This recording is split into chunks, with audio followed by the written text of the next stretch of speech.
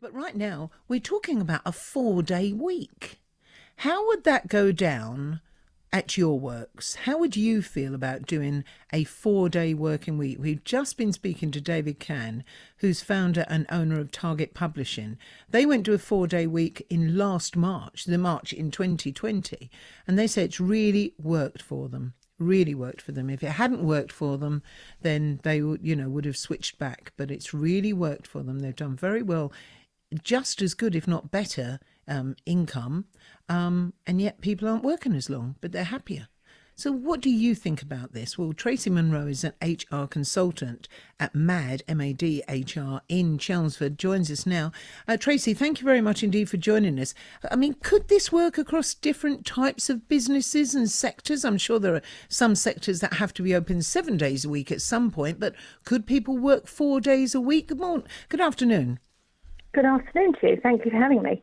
Yes, I think it can. I think it's something that's been looked at on and off over a period of time, actually. I believe it was in the Labour Party manifesto a few years ago. It was something they were definitely promoting, and the unions have certainly very in favour of it and have talked frequently about the benefits of it. As David outlined just now, there's a lot of wins here, and I think provided you have good measurement in place in terms of ensuring that you have quality of output and that the productivity is there and that your customers or clients are being well serviced, as long as you can demonstrate that that's happening, then there's no reason at all why it couldn't work in any industry type. Yeah, I mean, what would be the biggest challenge to this? Is it a culture thing that we're used to working 9 to 5, Monday to Friday, and then obviously in other sectors it's completely different, but is it a culture thing that we work 5 days a week? Yeah, I think it is a bit of culture, but I also think that the last 18 months have made us all sit back and reevaluate a lot of that. And I think what we've been used to in the past is going to be quite different to what we experience moving forwards.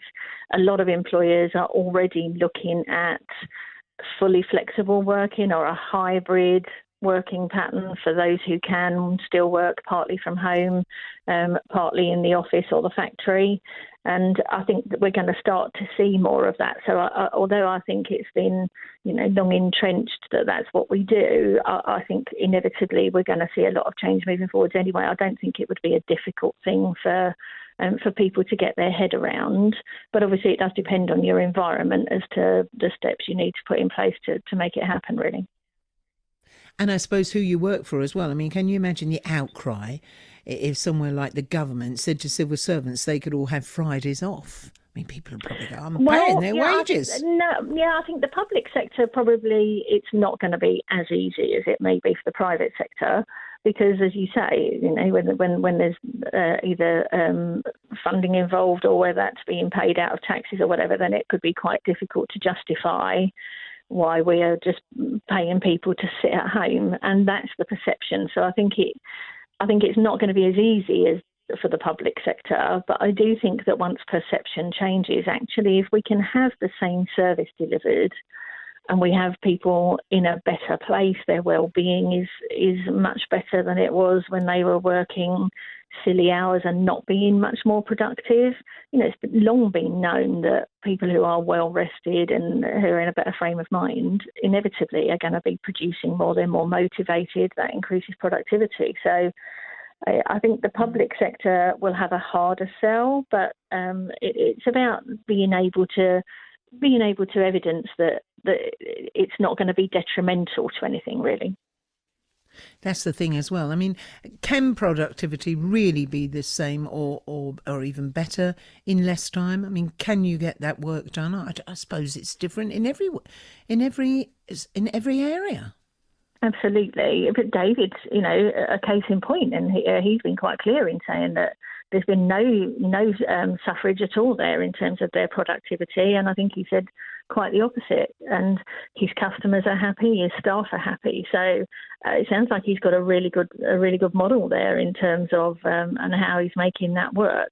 But yeah, it does depend on your on your environment. If you're in a manufacturing environment and you're working shifts around the clock, and it's vital that you're producing at maximum capacity, then perhaps it could start to become a bit of an issue. But it's about having a look at that to see what can be done.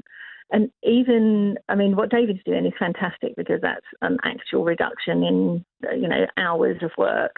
But condensed working is something that happens quite frequently, which is where somebody works their normal weekly hours. So say you normally work 40 hours over a 5-day week, you do those same hours, but over a 4-day week.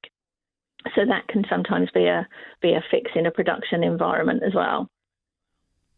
Right. Well, that's very interesting, actually. And how many inquiries are you getting at the moment about different ways of working or flexible working? Are people asking these questions more often now? Yes, definitely. It's probably one of the biggest areas of inquiry that we're getting at the moment, both from our existing clients and also from people who are looking for some HR advice generally on it. So I would say that how we work moving forwards is going to be high on the agenda for HR in every organisation, and it's something that most employers are looking at, because in some cases there will have been some reluctance going into the home working model, and they had no choice because the government said that if you could work from home, then you must. So it forced a lot of employers into doing that, and some people may have been a bit sceptical beforehand about how that might work, but have been pleasantly surprised. Of course, the opposite is also true. There have been some who have found that people do need to be, shall we say, a little more encouraged while they're working from home. But I think for the most part, it's certainly among our client base, it has worked really well. So yeah, I think it's going to be a hot topic for sure. Tracey, thank you very much indeed. Tracey Munro, HR consultant at MAD HR in Chelmsford. Thank you very much indeed. So what do you think?